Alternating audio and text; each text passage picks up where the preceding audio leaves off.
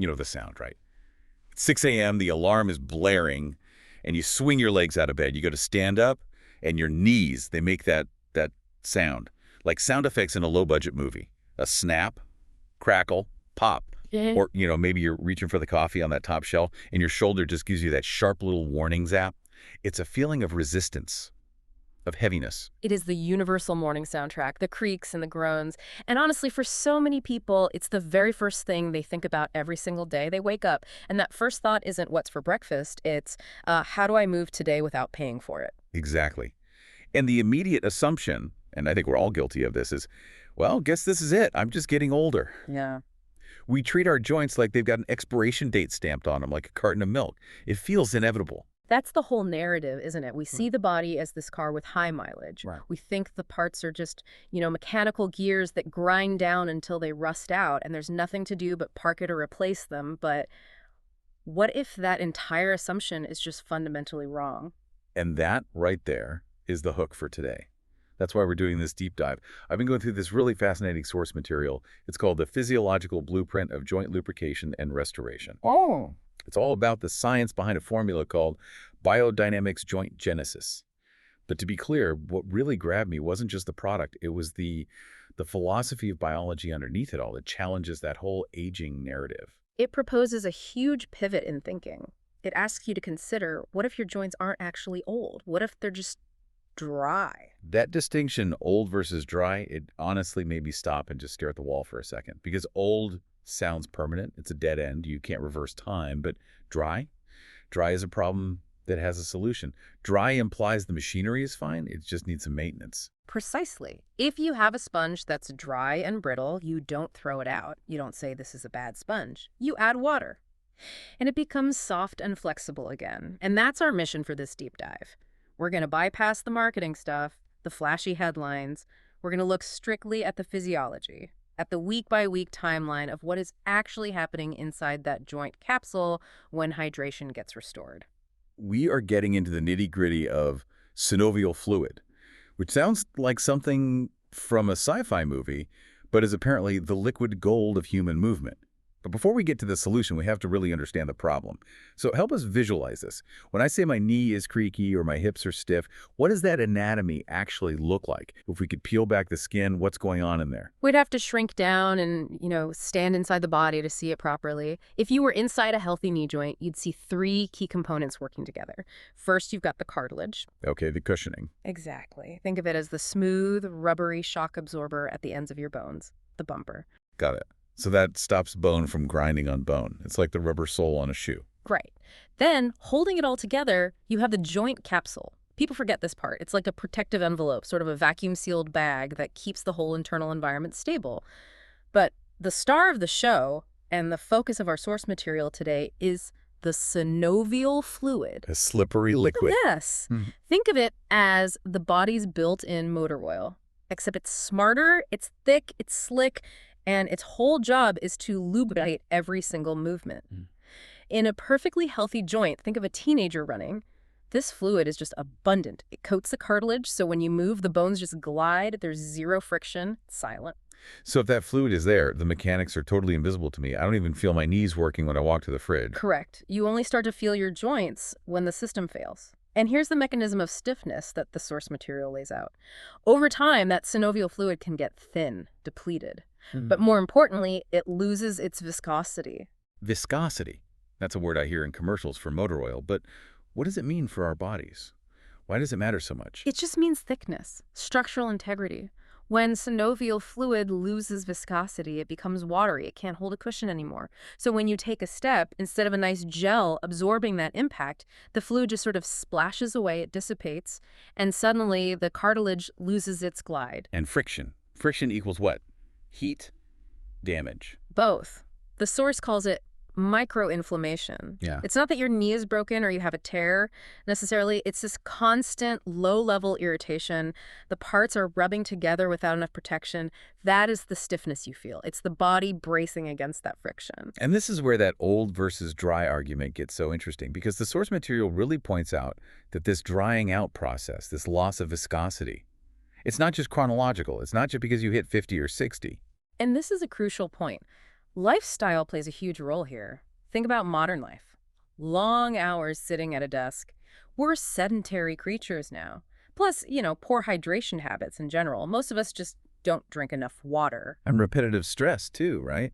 Doing the Yes. same motion over and over. Absolutely. Things like mouse clicking, typing, even just standing on concrete all day, all of these things reduce optimal joint lubrication. So you can have a 35-year-old office worker with dry joints just as easily as a 65-year-old. The mechanism is the same. The fluid is thin, so the friction is high. That makes so much sense. I mean, if you park a classic car in a garage for a year and never turn it on, the oil settles, the seals dry out. It's not the miles on the car, it's the maintenance of the fluid systems. That is a perfect analogy, and this leads us to the philosophy of restoration in the text. There's a section called Why Lubrication is Often the Missing Link, and it draws a really sharp contrast. It compares how we usually treat joint pain versus what actually needs to happen. And usually, we just want it to stop hurting. Immediate relief. We reach for ibuprofen, numbing creams, all that stuff. We treat the sensation. Exactly. We focus on masking the discomfort, blocking the inflammatory signals going to the brain. It's like putting a piece of black tape over the check engine light in your car. The light is off so you feel better, but the engine is still grinding away. That is a scary thought. Because if you mask the pain, you might actually use the joint more, doing more damage because you can't feel the friction anymore. You're running on a flat tire but can't feel the bumps. That's the danger. And the source argues that joints aren't designed to be numbed, they're designed to be lubricated.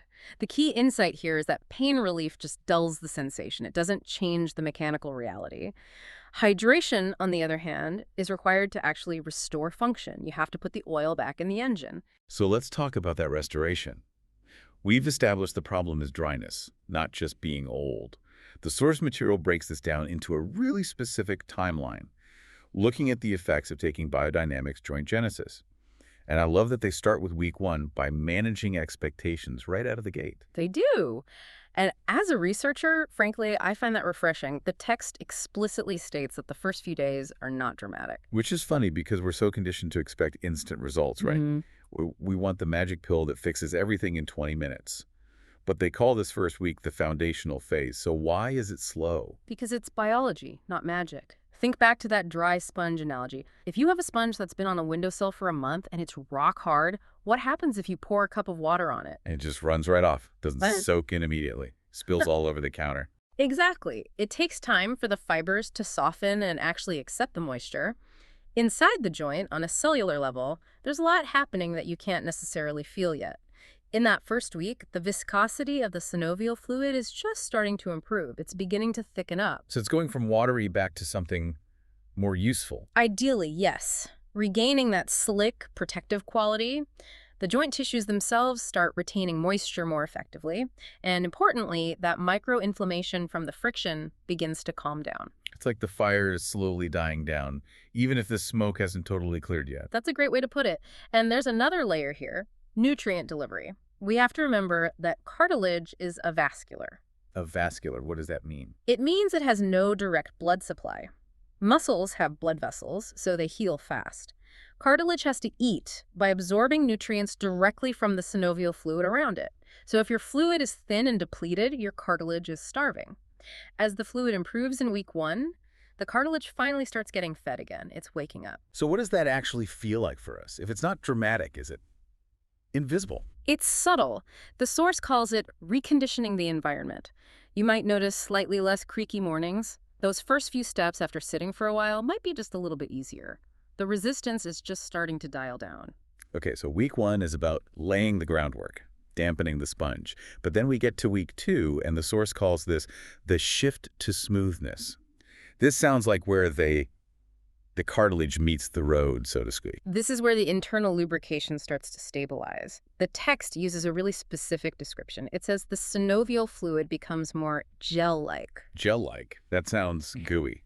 But I'm guessing in this context, gooey is a good thing. Gooey is fantastic. You want thick. When the fluid is watery, it splashes away under pressure. When it's gel-like, it creates a real cushion. It becomes shock-absorbing. This means that with every step, the cartilage surfaces are just gliding over each other. There's way less mechanical stress. And the source gives some really relatable examples. It says things like, squatting feels easier, climbing stairs feels smoother. And less hesitation before bending down. That one is huge. Think about how many times you drop your keys or a pen and you have that split-second calculation of, okay, how am I going to pick that up without my back seizing up? Oh, I do the golfer's pickup. You know that move? Where one leg floats out behind you for counterbalance, holding onto a table. It's this whole production just to get a pen off the floor. Right. We all develop these workarounds. By week 2, that hesitation starts to fade. You just bend over and pick it up.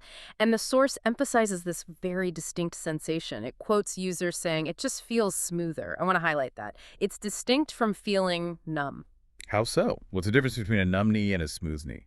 Well, when you numb a joint, it feels distant, almost dead. Like your mouth after the dentist, it feels like a block of wood. When you lubricate a joint, it feels functional, integrated. It feels like it's supposed to. It feels like it's supposed to. Yeah. That really is the goal, isn't it? Yeah. To not even notice your joints because they're just doing their job. Exactly. It's the silence of a machine that's working perfectly. Okay, let's move to week 3. This is the part of the deep dive that really surprised me. We move from the purely physical, the fluid, the mechanics, into the psychological. The source calls it the brain-body loop. This is fascinating stuff, and it's so often overlooked. The source talks about how by the 3rd week, something shifts in how your brain perceives your own body. Because the brain is always listening, isn't it? It's the control center. Always. Your brain is constantly monitoring your joints for danger signals. Friction is a danger signal. Pain is a danger signal. Stiffness is a danger signal. And when those signals are blaring, your brain acts like a governor on an engine. It inhibits your movement. It's telling you, don't go that deep in the squat, or don't lift your arm past your shoulder. It's trying to protect you. So stiffness is partly a defense mechanism. My brain is actually tightening my muscles to stop me from doing more damage. In many ways, yes. It's called guarding. But in week 3, as that friction goes down and movement gets smoother, the brain gets a different signal. It gets a safety signal. And when the brain feels safe, it takes the brakes off. I love that image, taking the brakes off. So you suddenly have a range of motion you didn't think you had anymore. And it creates this incredible positive cycle. The source breaks it down. Better lubrication leads to easier movement. Easier movement leads to more activity. And here's the kicker. More activity leads to even better joint nourishment. Because movement helps circulate that fluid, right? It doesn't just sit there. Exactly. Think of it like a pump. Every time you compress and release the cartilage by walking or moving, you are physically pumping that nutrient-rich fluid into the tissue. So by moving more, you are actually speeding up the restoration process. It's a flywheel effect. And the text mentions people start realizing they're walking faster without even thinking about it. They aren't trying to power walk. They just go. Biomechanical reassurance, that's the term the source uses, and I really like it. It's not just emotional hype. It's your biology reassuring your neurology that it is safe to move again. You regain confidence not because you're trying harder, but because the machinery is actually working properly. That's such a powerful distinction. It's not about willpower or mind over matter. It's about physics. It's about oil. It really comes down to that. If the hinges on your door are rusty, you can pull as hard as you want, but it's going to screech and fight you. You oil the hinge, the door swings freely. Your knee is just a very complex hinge. So we've gone through the timeline. Week 1 is rehydration, calming the fire. Week 2 is that shift to gel-like smoothness. Week 3 is confidence and the flywheel spinning. I want to circle back now to that core idea we started with, the old versus dry paradigm. This is the big takeaway. We need to reframe how we view these limitations. The source argues that the body doesn't always need to be overhauled. You don't always need drastic interventions. Sometimes the system just needs to be rehydrated from the inside out. And that's hopeful, isn't it? Because if the problem is lifestyle patterns, sitting too much, not drinking enough water, those are things we can actually change. We're not just helpless victims of the calendar. Precisely. But there is a caveat in the source that we have to mention. We need to be responsible here. The timeline for results. Consistency. The source is very clear this is a restoration process, not a quick fix. It says noticeable differences often appear in 2 to 3 weeks, but continued improvement happens all the way through weeks 6 to 8. Right. You can't take it for 3 days, say, well, I'm not doing backflips yet, and then quit. Exactly. Joint tissue adapts gradually. It's dense, it's vascular, it takes time to saturate. So if you're going to try this approach treating the dryness rather than just the pain, You have to commit to the timeline. You have to let the sponge soak. It really does change the conversation from just treating pain to restoring health. That is the fundamental shift. We're moving away from silencing the scream of a painful joint and moving toward restoring the whisper of a smooth one. Restoring the whisper. I like that. It's about function. It's about being able to get on the floor and play with your grandkids or hike that trail you love. It's about freedom of movement. And as we get older, freedom of movement is really just freedom of life. If you can't move, your world shrinks. It becomes your chair and your bed. If you can move, your world stays big. So let's wrap this up. We've looked at the physiological blueprint of joint lubrication and restoration. We've seen that stiffness is often a matter of fluid dynamics, not just birthdays. We've learned about synovial fluid, our body's oil, and how it can be restored from watery and thin back to gel-like and protective. And we've seen how that physical change can unlock a psychological one, giving us the confidence to move again without that subconscious fear of pain. It's a really compelling argument. It leaves us with a lot to think about. Are we maintaining the machine or are we just driving it into the ground? It certainly puts the ball back in our court. Before we go, I want to leave you with one final thought, something from the very end of our source material. It's a question, really. The next time you hesitate before you stand up or you brace yourself before bending down to tie your shoe, ask yourself this. Is that hesitation actually weakness? Is your body truly failing? Or is it simply a lack of oil? It's worth considering, are your limitations structural or are they just a matter of fluid dynamics? Something to mull over as you go about your day. Hopefully a smooth-moving day. Thanks for joining us on this deep dive. We'll catch you next time.